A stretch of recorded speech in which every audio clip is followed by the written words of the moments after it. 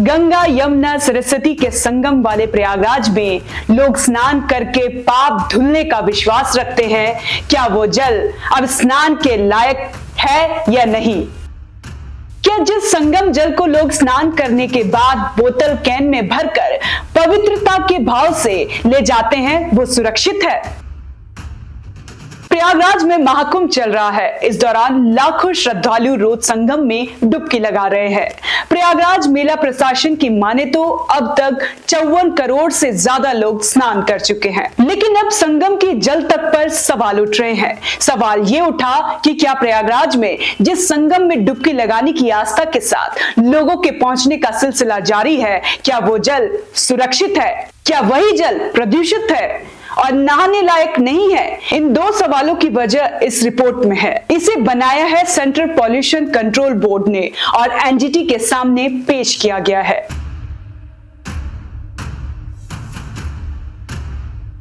Central pollution control board की report कहती है कि गंगा घाट समेत प्रमुख संगम घाट तक स्नान दिवस के दिन जल प्रदूषित रहा। कुछ 6 पैमानों पर गंगा और यमुना नदी के पानी को जांचा गया। इसमें पीएच यानी कितनी अम्लीय है, फिकल कॉलिफॉर्म, बीओडी यानी बायोकेमिकल ऑक्सीजन डिमांड, सीओडी यानी केमिकल ऑक्सीजन डिमांड और डिसॉल्व ऑक्सीजन शामिल है।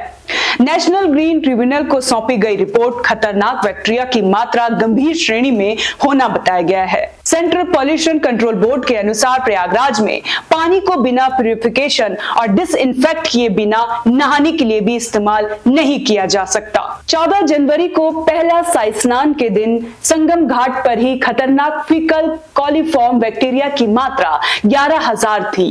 20 जनवरी को संगम के पानी में खतरनाक बैक्टीरिया की मात्रा 39,000 पहुंच गई, जबकि सीपीसीबी के अनुसार फीकल कॉलिफॉर्म की अधिकतम सीमा 2500 मिलीमीटर होनी चाहिए।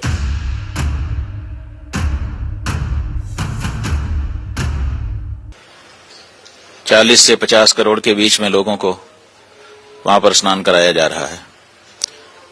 कहा जा रहा है कि हमने बहुत सारी व्यवस्था कर दी, पूरे विश्व में डंका पीटा जा रहा है, लेकिन जो मूल आवश्यकता थी लोगों को स्नान के लिए शुद्ध गंगा यमुना की धारा का जल, वो व्यवस्था तो नहीं हो पाई।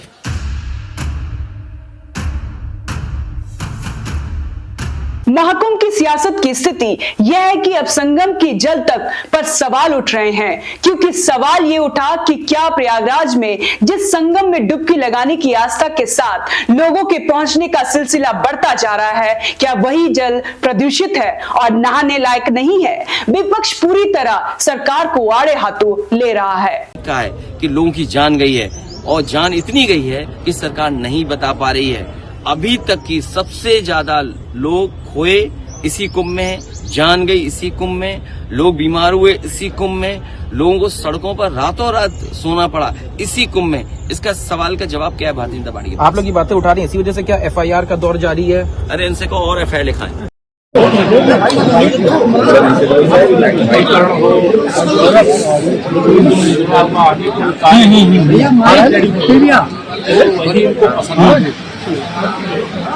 और महाकुंभ को मृत्यु कुंभ कहना, यह भारतीय संस्कृति को मानने वाले करोड़ों हिंदुओं का अपमान है और इस अपमान का जवाब भी उनको मिलेगा।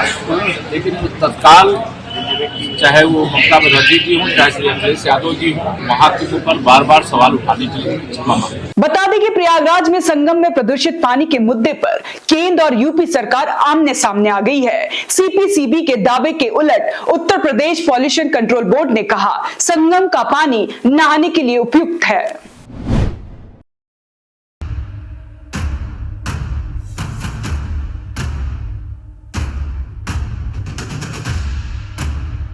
यूपी पीसीबी ने कहा कि शास्त्री ब्रिज के पास बायोकेमिकल ऑक्सीजन डिमांड और फिकल कैलिफॉर्म के आंकड़ों में मामूली वृद्धि हुई है। यूपी पीसीबी ने कहा कि पर्यावरण मापदंडों का उल्लंघन करने वालों के खिलाफ कानूनी कार्रवाई की जाएगी। आगे कहा कि नालों के माध्यम से कोई भी प्रदूषित सीवेज सीधे गंगा नदी या यमुना नदी में नहीं छोड़ा जा रहा है। साथ ही किसी ठोस कचरे को गंगा और यमुना में जाने से रोकने के लिए नियमित निगरानी की जा रही है। यूपी पीसीबी ने कहा, प्रयागराज में गंगा और यमुना नदी पर 6 पॉइंट्स पर पानी के नमूने में dissolve oxygen, biochemical oxygen demand और फिकल कैलिफॉर्म का लेवल स्वीकार्य मानकों के अनुसार है। इसके साथ ही प्रयागराज नगर आयुक्त ने महाकुंभ मेला 2025 और प्रमुख स्नान तिथियों के दौरान नगर निगम क्षेत्र में कचरा उठाने के लिए 3 एजेंसियों को जिम्मा सौंपा है।